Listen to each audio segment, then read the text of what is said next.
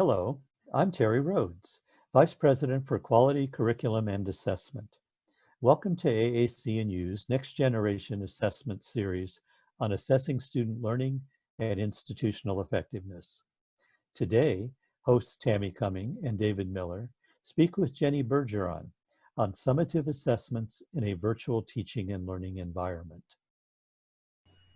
Hi, this is Web Bytes, and today we're going to be talking about assessment for online learning. And I am one of your co-hosts. I'm David Miller from the University of Florida, where I am the director of the School of Human Development and Organizational Studies in Education. Hi, I'm Tammie Cumming. I'm the Assistant Vice President and Associate Provost for Institutional Effectiveness at Brooklyn College of the City University of New York. And I'm also serving as co-host today. And I'm super excited to welcome Dr. Jennifer Bergeron from Harvard University. Hi, I'm Jenny. I'm the Director of Educational Research and Evaluation in the Faculty of Arts and Sciences, as Tammie mentioned, at Harvard. So today we have a couple of questions for you. The first question that we're going to ask for you today is about what the relationship is between summative assessment and alignment, which we all know is a very important topic to the validity of assessments.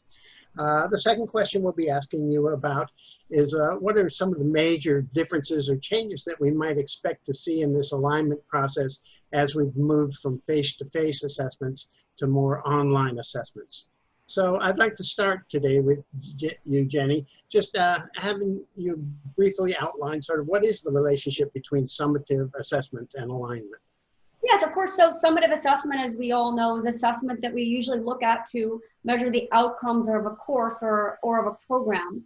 And when we think of this, it's important, as you mentioned, to think about alignment. And when we think about alignment, we can think of sort of the idea of backwards design. That when a faculty designs a course, that they should start thinking about what students should be able to do or demonstrate as a result of instruction. And then they develop their activities and instruction around those outcomes. And then when it comes time to develop assessments to ensure that students are actually being able to do or demonstrate the things that they learn in class, that they're actually also aligned with the outcomes and objectives for the course. So it's all important through the instruction, through the assessment piece, and through the planning piece. Yeah, Jenny, that's really important, maintaining the validity with the assessments while keeping the original objectives. That's what we had to deal with last semester with COVID-19. Now, moving forward, it's anticipated that a lot is still going to be online. So what sort of differences are you seeing? Do you expect? Do you have advice regarding assessments and alignment for the face-to-face versus now this online environment that we're all in?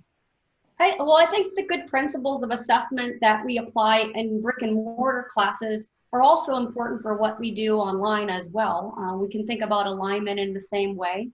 We can also think about the different metrics that we can use to evaluate performance. I think a common metric that a lot of people rely on is simply the multiple choice test.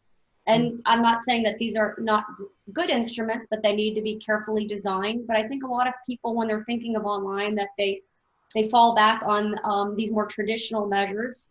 Of course, we want to think about how people test is actually how students will learn. So if we're wanting students to learn at sort of these higher level the higher levels of the cognitive taxonomy, we want to develop assessments that are measuring these things. We can think about performance assessments, activities and assignments that will get at some of these higher order things. The other thing I think people think about when they're talking about online, they also talk about test security. One of the things we have to be careful about is when we're thinking about test security, and we want to also think about how we're testing. And again, if you're using some of these higher order cognitive tasks for your assessments, I think it's a lot more difficult for students to be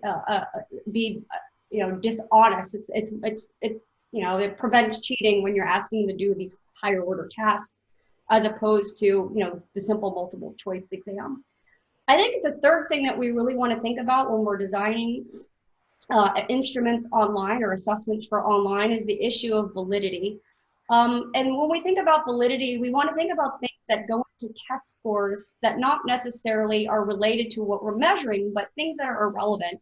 So one of the things that I like to think about are students familiar enough with what's going online? Do they know how to use the tools, right? Or is something else getting in the way of actually us being able to reflect what they're able to do or to know? And one of the biggest things that we're facing now with online is the issue of access. Not everybody having the same access to the tools they need to be able to learn. So I think that when we're building and we're constructing assessments, that we really need to keep all these things in mind and just remember simply the same things that apply to building good assessments in brick and mortar classes also apply to what we can do online. Thank you, Jenny. That was a very interesting discussion. I think that this issue, of course, of alignment and with the changes in the forms of assessment is still very critical to all the work that we're trying to do in assessment. And it's good to think about the idea that, as you've said, that when we move to the online environment, that the alignment is still as important as it's ever been. It's just that now we're going to have to be thinking about new issues, as you talked about, the irrelevant variance perhaps due to the new forms that we might have to do the assessment in, the response process, some of the things that are not just the content. I mean, content will still be there, but I think as we develop new and different methods of assessment, it's very important to think about how that affects the actual alignment process as we go through this. So thank you for sharing with us today. You're welcome. My pleasure. Thanks.